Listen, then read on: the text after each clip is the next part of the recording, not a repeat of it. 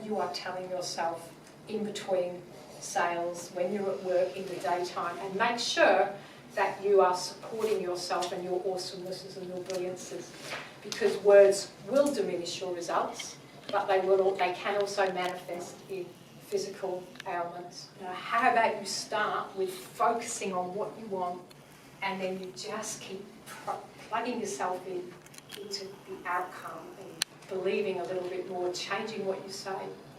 An emotion is a movement in energy, and it's there for a reason. Humans are hardwired to look out for danger, so it's much easier for us to focus on the negative, talk about what isn't working. It's an innate hardwiring.